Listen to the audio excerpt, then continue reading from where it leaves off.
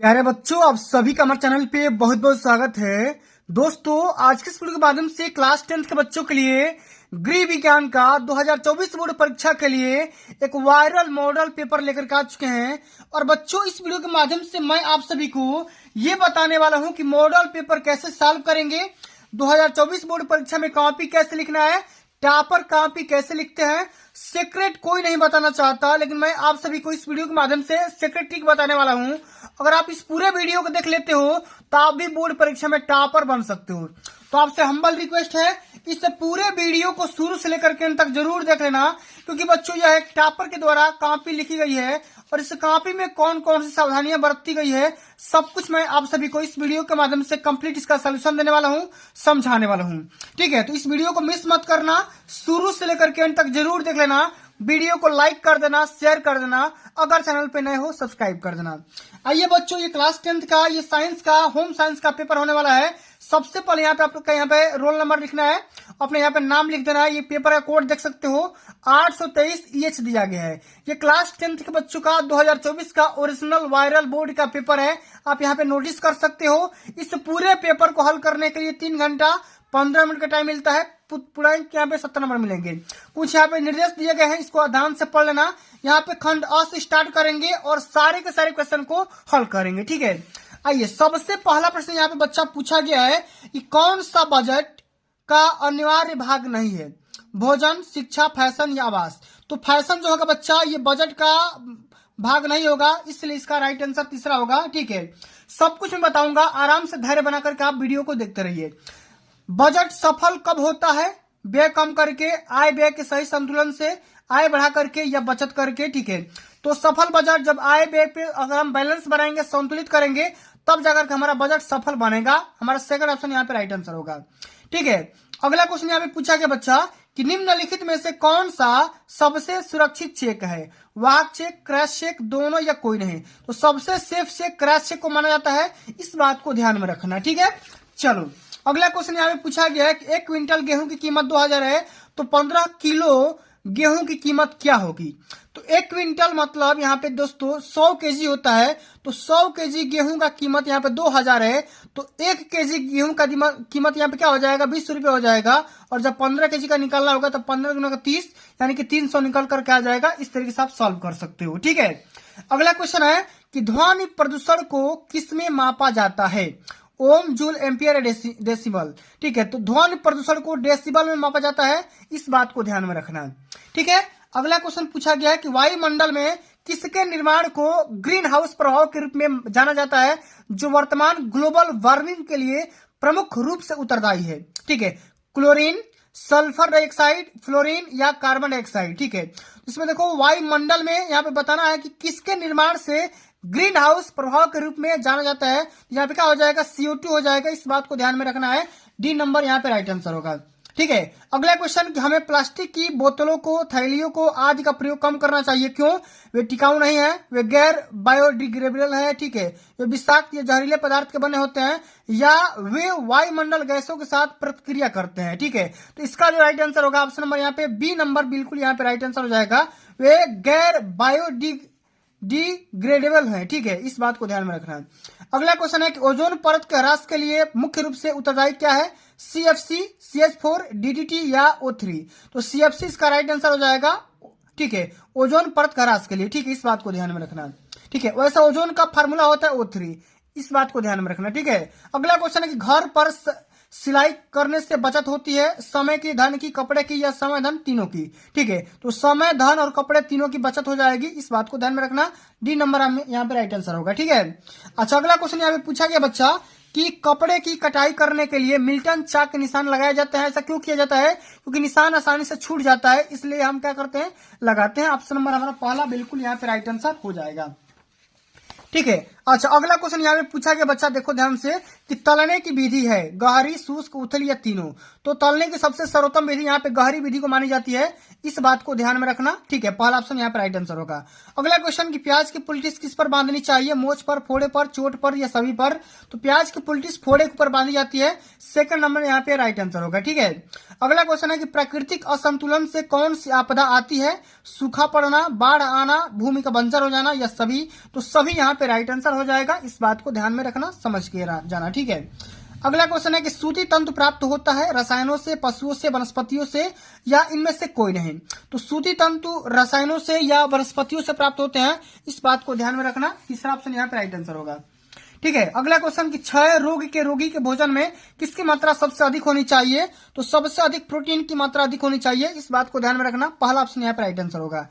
आदर्श budget माना जाता है संतुलित बजट, बजट का बजट, खाद्य का बजट या कोई नहीं। तो आदर्श बजट सबसे अच्छा बजट हम मानेंगे बचत के बजट को। तीसरा ऑप्शन यहाँ पे राइट आंसर हो जाएगा।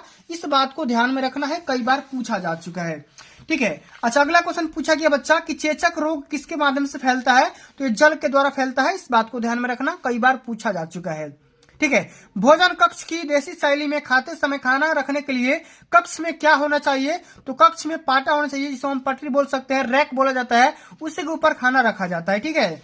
अच्छा, अगला क्वेश्चन है कि शरीर की बाह्य सतह पर पाए जाने वाले कंकाल को क्या कहते हैं। तो बाह्य सतह में पाए जाने वाले कंकाल को हम बाह्य कंकाल बोलेंगे। पहला ऑप्शन हमारा बिल्कुल राइट आंसर हो जाएगा, ठीक है। अगला क्वेश्चन यहाँ पे पूछा कि बच्चा की श्वास गति व नाड़ी गति में संबंध होता है। तो 1:4 का होता है, क्योंकि इंसान 1 मिनट में सांस माने 17 बार लेता है, और वही इंसान की जो नाड़ी की स्पीड होता है वो कम से कम 70 से 72 बार धड़कता है। तो 17 चौक 68 यहाँ पे रेशियो यहाँ पे लिया गया है, प्रॉक्स में लिया गया है, 1:4 का हो जाएगा। इस बात को ध्यान में रखना, कई बार पूछा जा चुका है, ठीक है। अब दोस्तों आइए, जो हमारा मेन मोटो है इस वीडियो बनाने का कि ये जो खंड ब है इसका सॉल्यूशन हम कैसे करेंगे, सबसे पहले इसको समझते हैं, ठीक है। बहुत सारे बच्चों का डाउट रहता है, उनकी तैयारी भी रहती है अच्छी खासी, लेकिन वो बोर्ड के पेपर में जाकर कॉपी राइटिंग अच्छे से नहीं कर पाते हैं, कहीं ना कहीं कॉपी लिखने में गड़बड़ी कर देते हैं, परेशानियां उठा लेते हैं, फिर बाद में जब रिजल्ट आता है तो रोना धोना स्टार्ट कर देते हैं, ठीक है। तो आज की इस वीडियो के माध्यम से बच्चों यही समझेंगे कि कॉपी बोर्ड में कैसे लिखना है और टॉपर कैसे लिखता है, ठीक है। सब कुछ मैं बताऊंगा, और कॉपी लिखते समय कौन कौन सी गलतियां नहीं करनी होती है, सब कुछ मैं आप सभी को इस वीडियो के माध्यम से बता दूंगा, समझा दूंगा। आज के बाद आप सभी का परेशानी का पूरा प्रॉब्लम सॉल्व हो जाएगा, ठीक है। आइए, जैसे कि यहाँ पे सबसे पहले यहाँ पे क्वेश्चन पूछा गया है अति लघुत्तरी का, ठीक है। यहाँ पे समझ सकते हैं कि बजट के लाभ बताइए, कई बार पूछा जा चुका है। 2 नंबर का क्वेश्चन है। अति लघु उत्तरी 2 नंबर का होगा, ठीक है। लघु उत्तरी 4 नंबर का होगा, दीर्घ उत्तरी 6 नंबर का आता है, कई बार मैंने बता रखा है, ठीक है। तो यहाँ पे देखो 2 नंबर का क्वेश्चन है, तो 2 लाइन लिख दोगे तो आपका काम हो जाएगा। इस क्वेश्चन को कैसे हल करेंगे, यहाँ पे देखो खंडवा पहले लगा दो, अति लघु उत्तरी प्रश्न यहाँ पे लिख देना, ठीक है। प्रश्नोत्तर संख्या 21 कर रहे हो, ठीक है। यहाँ पे इतना हो गया। अच्छा, यहाँ पे एक हेडिंग भी लगाना होगा कि बजट के लाभ, ठीक है। तभी जाकर एग्जामिनर समझेगा कि भाई आप किस हेडिंग के बारे में लिख रहे हो, क्या चीजें लिख रहे हो, ठीक है। तो बजट के लाभ में सबसे 2-3 बातें लिख दोगे ना तो आपका काम हो जाएगा। मैंने आपको समझाने के लिए इतना बात लिखा हुआ है, तो दो लाभ ही बता दोगे तो आपका 2 नंबर मिल जाएगा। जिससे मैंने यहाँ पे 4 यहाँ पे लाभ आपको बता रखा है कि सबसे पहला लाभ है कि पारिवारिक आवश्यकताओं एवं रहन सहन का अंतर, ठीक है। अंतर का ध्यान रखना, ठीक है। पारिवारिक हम बजट इसलिए बनाते हैं ताकि हमारा ये सुविधा मिल सके। आकस्मिक कार्यों के पूर्ति के लिए हम करते हैं, ठीक है। इस बात को भी ध्यान में रखना। पारिवारिक आय में वृद्धि करने के लिए परिजनों को प्रेरित करना, ठीक है, ये भी इसका लाभ है। अनावश्यक व्यय को कंट्रोल करना, नियंत्रित करना, ये 4 प्रकार के लाभ होते हैं जब हम बजट बनाते हैं, ठीक है। चलो, अगला क्वेश्चन क्या पूछा गया बच्चा, यहाँ पे ध्यान से देखो, ये वाला क्वेश्चन है, ठीक है, कि परिवार की प्राथमिक आवश्यकता क्या है। कई बार आ चुका है, कैसे लिखेंगे इसको ध्यान से समझिएगा। प्रश्नोत्तर संख्या 22, और यहाँ पे लिखेंगे परिवार की प्राथमिक आवश्यकताएं कौन कौन सी होती है। सबसे पहले तो भोजन ही हो गया, ठीक है। सबसे पहले भोजन हो गया, वस्त्र हो गया, मकान हो गया, ठीक है, एजुकेशन हो गया, शिक्षा हो गया, ये सब क्या हो गया, प्राथमिक नेसेसरी है चीज है, ठीक है। सबसे पहले हम भोजन को लिखेंगे कि पोषक तत्वों से युक्त संतुलित भोजन परिवार की प्रथम मूल आवश्यकता है। परिवार के सदस्यों को पोषण युक्त भोजन पर्याप्त मात्रा में मिलनी चाहिए। ये सबसे यही सबसे पहली चीज है, ठीक है, भोजन। उसके बाद अगर सेकेंडरी चीज बोलेगा तो आप यहाँ पे कपड़ा बोल देना, मकान बोल देना, ठीक है। उसके बाद एजुकेशन बोल देना, ठीक है। इस प्रकार से बातें बना करके लिख देना, ठीक है। लेकिन 2 नंबर का पूछा है तो बस खाली भोजन के बारे में लिख दूंगा, आपका काम हो जाएगा, ठीक है। अच्छा, अगला क्वेश्चन यहाँ पे क्या पूछा गया बच्चा कि बजट कितने प्रकार का होता है। ये देखो 23 नंबर क्वेश्चन कि बजट कितने प्रकार का होता है। इसको कैसे करेंगे, तो भारत में बजट, ठीक है, यहाँ पे लिखेंगे बजट के प्रकार। तो भारत में बजट मुख्य तौर पर 3 प्रकार के होते हैं। कौन कौन से, जिसमें संतुलित बजट, अधिशेष बजट और घाटे का बजट शामिल होता है। बजट का वर्गीकरण इस बात पर डिपेंड करता है कि सरकार के द्वारा वर्ष भर में अनुमानित खर्च बराबर है या कम है या अधिक है, इसलिए हम बजट भी बनाते हैं, ठीक है। इतने सारे बातों को ध्यान में रखना। चलो, अच्छा, अगला क्वेश्चन क्या पूछेगा बच्चा, यहाँ पे देखो बैंक की क्या उपयोगिता है। कई बार आ चुका है, इसको भी ध्यान में रखेंगे। यहाँ पे लिखेंगे कि बैंक की उपयोगिता कैसे लिखेंगे। सबसे पहले यहाँ पे लिखेंगे मुद्रा भेजने के लिए, बैंक हमारा सबसे पहले यही काम होता है भाई, मनी को रिसीव कर सकते हैं, ट्रांसफर कर सकते हैं, सेंड कर सकते हैं या रिसीव कर सकते हैं, ठीक है, या सबमिट भी कर सकते हैं, जमा भी कर सकते हैं भाई बैंक में, ठीक है। राजकीय वित्त व्यवस्था भी होती है, पूंजी का निर्माण भी हो सकता है, पूंजी की गतिशीलता भी हो सकती है, ठीक है। व्यापार व उद्योगों के लिए वित्त प्रबंध भी हम कर सकते हैं। ये तमाम प्रकार के बैंक के उपयोगिता होते हैं, यूजेज होते हैं, ठीक है। इस तरीके से आपको यहाँ पे 2 नंबर के लिए लिखना होगा। अच्छा, अगला क्वेश्चन यहाँ पे पूछा गया बच्चा, यहाँ पे देखो 25 नंबर कि बैंक के 2 प्रकार के घाटे का नाम लिखिए। मैंने बैंकों से कितने प्रकार के घाटे होते हैं उसके बारे में लिखना है। तो क्वेश्चन नंबर यहाँ पे देखो 25 है, बैंक के 2 प्रकार के घाटे का नाम इस प्रकार है कि बैंक कर्मचारियों को तकनीकी स्तर पर चुनौती भी बढ़ेगी, ठीक है। और यहाँ पे सेकंड में लिख देंगे कि बैंक विलय से विकेंद्रीकरण होगा जिससे क्षेत्रीय लाभ समाप्त हो जाएंगे, ठीक है। इस प्रकार का हम 2 घाटे का नाम लिख देंगे, हमारा आंसर हो जाएगा। अच्छा, अगला क्वेश्चन यहाँ पे आ गया कि कूड़ेदान का प्रयोग क्यों करते हैं, ठीक है। हम डस्टबिन का यूज कहाँ पे करते हैं, क्यों करते हैं, इसके बारे में बताना है।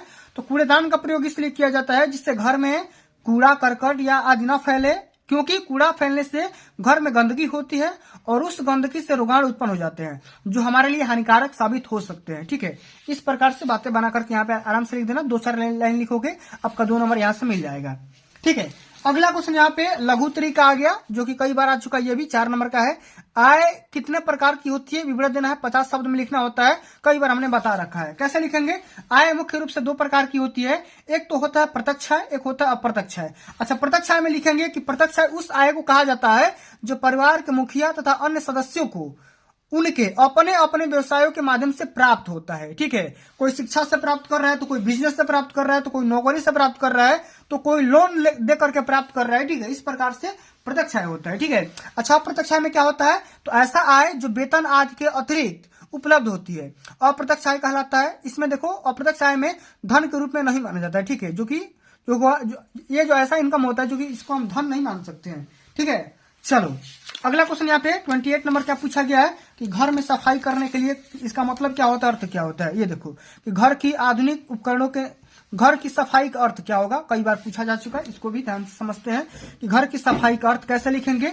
तो घर की सफाई का अर्थ क्या होता है, घर में गंदगी का अपूर्ण अभाव होना है, ठीक है। स्वास्थ्य के दृष्टिकोण से घर को पूर्ण रूप से, ठीक है, अति आवश्यक होता है, परंतु गृहिणी के लिए यह कार्य इतना कठिन और कष्टप्रद होता है, ठीक है।